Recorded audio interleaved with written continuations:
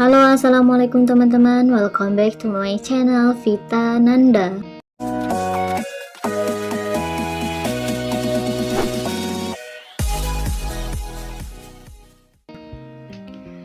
Jadi hari ini saya akan menceritakan sebuah film yang sekarang sedang booming. Teman-teman juga pasti udah tahu film apa.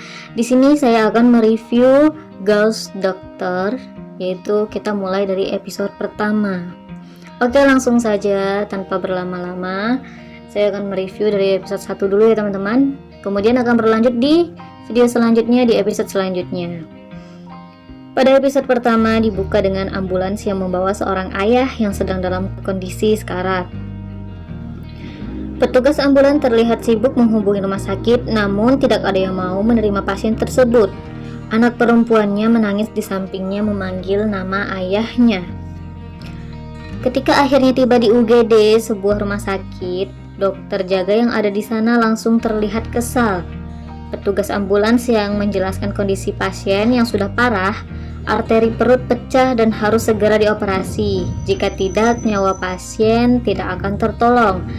Namun dokter jaga mengatakan saat itu tidak ada dokter yang bisa melakukan operasi dan mereka diminta untuk meninggalkan rumah sakit. Si anak perempuan menangis dan memohon kepada para dokter untuk menyelamatkan ayahnya. Namun dia dan ayahnya justru didorong keluar. Di saat itulah muncul seorang dokter magang yang berteriak melarang mereka untuk keluar dan meminta para dokter itu untuk mempertimbangkannya lagi. Pasalnya, jika dipaksa keluar, pasien tersebut pasti meninggal di jalan. Dokter jaga itu malah justru meminta dokter magang untuk tidak ikut campur. Namun, dia tetap bersikeras meminta rumah sakit untuk menyelamatkan pasien itu. Tapi dokter jaga itu justru menantangnya untuk melakukan operasi sendiri. Di antara scan itu, seorang wanita tua bertudung putih terlihat mengucapkan, orang hidup akan tiba-tiba menyambut saat tertentu, momen ketika ingin sekali menemukan Tuhan. Kalau Tuhan terlalu sibuk, akan tiba saatnya bagi hantu untuk menolong. Tepat pada kondisi kritis itu, tiba-tiba si dokter magang terlihat seolah sedang dirasuki sesuatu. Matanya menyala putih dan kemudian adegan dipotong ke anak-anak yang duduk mendengarkan cerita. Next. Rupanya adegan pembuka itu adalah visualisasi cerita yang dibawakan oleh petugas kebersihan rumah sakit kepada pasien anak-anak. Petugas kebersihan itu mengatakan setiap rumah sakit di dunia ini pasti memiliki dokter hantu yang bertugas menjaga para pasien. Dia meminta kepada anak-anak itu untuk berterima kasih kepada hantu rumah sakit. Tapi anak-anak itu tidak ada yang percaya dan mengatakan jika wanita tersebut sudah berbohong. Mereka kemudian meninggalkan wanita itu dan kembali ke kamar mereka. Dari arah pandang wanita itu terlihat seorang pria memakai setelan warna coklat muda memasuki halaman rumah sakit. Bersamaan dengan itu, para dokter berjas putih keluar dari rumah sakit menunggu pasien yang tiba dengan ambulans. Saat menunggu, mereka melihat pria itu dan mengatakan jika dia adalah seorang profesor. Ketika ambulans tiba, mereka langsung melakukan penanganan terhadap pasien, tapi kondisi pasien tersebut semakin parah. Oh Seo-jung, dokter magang berlari untuk menyusul Cha Young-min, pria yang memakai setelan coklat muda tadi, dan memintanya untuk mengecek pasien yang baru datang. Namun, Cha Young-min menolak dan mengatakan sebaiknya Oh Seo-jung mulai belajar mengumumkan kematian. Oh Seo-jung kembali ke pasiennya tadi dengan perasaan marah dan kecewa. Saat tiba di sana, pasien sudah tidak bisa diselamatkan. Hal ini membuat Oh Seo-jung membenci Cha Young-min. Salah satu rekannya sesama dokter menjelaskan kepadanya bahwa Cha Young-min sangat istimewa. Bahkan kepala rumah sakit juga tidak berani mengusiknya. Selama ada Cha Young-min, tidak ada pasien yang tidak bisa dia selamatkan. Rekannya itu juga mengatakan Cha Young-min seolah-olah seperti dirasuki hantu. Ternyata informasi itu menarik perhatian Oh Seo-jung. Adegan berlanjut ke rapat antar dokter tentang kondisi para pasien sulit yang berada di rumah sakit itu. Dalam rapat itu, Cha Young-min terlihat sangat mendominasi dan menonjol di antara para dokter lainnya. Dia juga tidak segan melontarkan komentar pedas kepada para dokter senior di sana, bahkan kepada salah satu kepala bagian di rumah sakit itu. Dari rapat tersebut, kentara jika senior di rumah sakit tidak ada yang menyukai Cha Young-min, tapi takut untuk mengungkapkannya secara langsung. Usai rapat, ketika Cha Yong-min dan para dokter residennya hendak meninggalkan tempat, tiba-tiba muncul seorang pemuda memakai hoodie warna orange yang baru bangun tidur. Tanpa rasa takut seperti yang lainnya, dia langsung mendekati Cha Yong-min, mengajaknya berjabat tangan. Dia bahkan berani mengatakan jika Cha Yong-min adalah ahli medis yang kerasukan hantu. Setelah mengoceh panjang lebar bahkan sampai masalah gaji, dia kemudian berpamitan pergi. Sebelum pergi, dia mengatakan dia bernama Go Sung-tak dan akan mulai bekerja bersama mereka mulai hari itu. Cha Yong-min kemudian meminta penjelasan kepada salah satu dokter residen yang sepertinya mengenal Go Sung-tak. Dia mengatakan Go Sung-tak dulu adalah teman belajarnya di sekolah, tapi dia tidak tahu terlalu banyak tentangnya.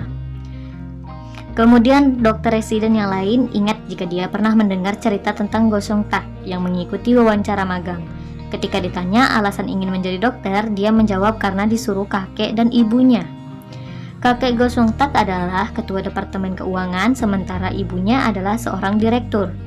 Cha Yong-min yang mengetahui latar belakang Go Sung-tak langsung protes kepada kepala bagian dan mempertanyakan mengapa mereka menerima Go Sung-tak. Padahal Go Sung-tak menurutnya masih memiliki banyak kekurangan. Ternyata salah satu alasannya adalah terkait syarat pemberian warisan kepadanya.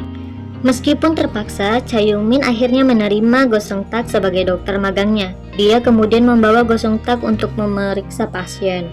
Seperti biasa, Cha Yong-min melemparkan pertanyaan random kepada dokter magang untuk mengetes kemampuannya. Rupanya dia bisa menjawab semua pertanyaan tersebut.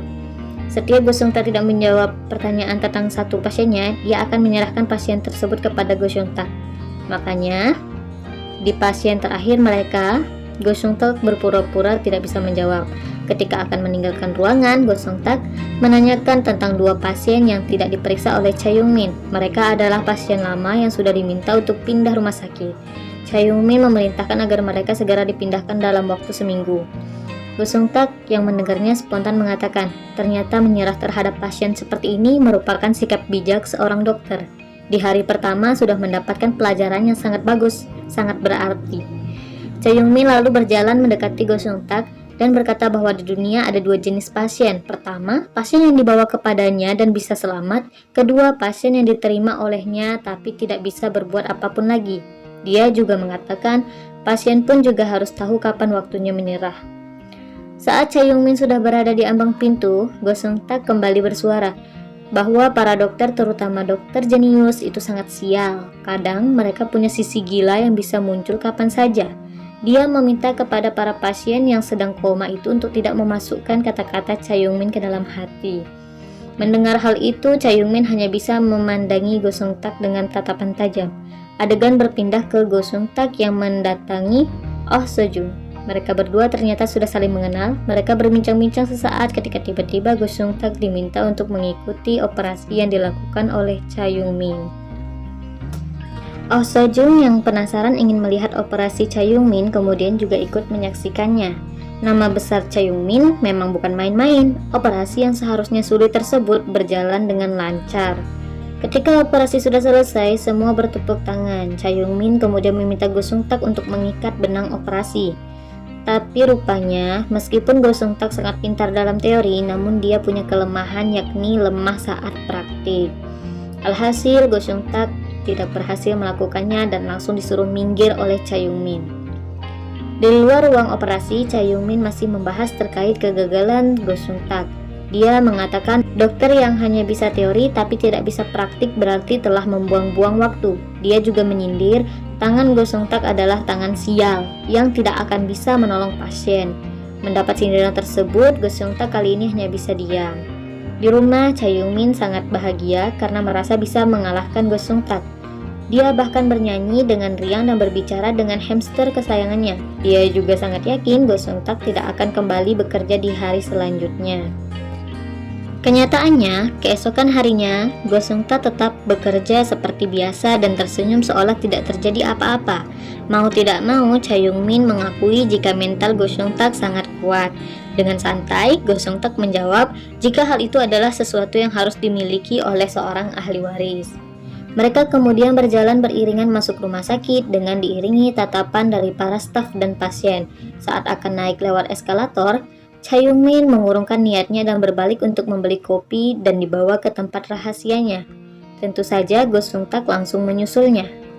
Di sisi lain, saat Cha Yong-min tiba di tempatnya biasa minum, ada seorang wanita berambut pendek di sana. Cha Yong-min terlihat terkejut melihat wanita itu. Mereka berdua rupanya saling mengenal.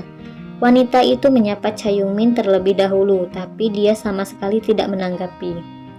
Setelah menerima telepon, Cha Yong-min langsung pergi meninggalkan wanita itu tanpa mengucapkan sepatah kata pun. Dia juga berpapasan dengan Go Sung-tak, tapi dia hanya melewatinya. Cha Yong-min dipanggil oleh kepala bagian. Dia diminta untuk mengoperasi grup ketua Tianming, pasien yang diam-diam dioperasi di Rumah Sakit Universitas Yunsang semalam. Kali ini anak laki-lakinya yang datang untuk menemuinya dan meminta kepada Cha Yong-min untuk mengoperasinya. Cha Yong-min mengatakan operasi tersebut sulit untuk dilakukan. Kalaupun berhasil, maka akan kambuh lagi dalam 3 bulan. Selesai rapat singkat tersebut, Cha Yong-min kembali menemui dokter bawahannya. Dia kemudian memerintahkan Go Sung-tak untuk mulai semuanya dari dasar, yakni unit gawat darurat. Go Sung-tak pun melakukannya tanpa banyak membantah. Dia langsung bekerja di bawah arahan Oh So-jung dan menimbulkan banyak kekacauan di UGD. Adegan kembali berpindah ke Cha Yong-min yang menemui ketua grup Tianming untuk mengecek kondisinya. Di sana dia kembali bertemu dengan wanita berambut pendek yang diketahui bernama Jang Se-jin.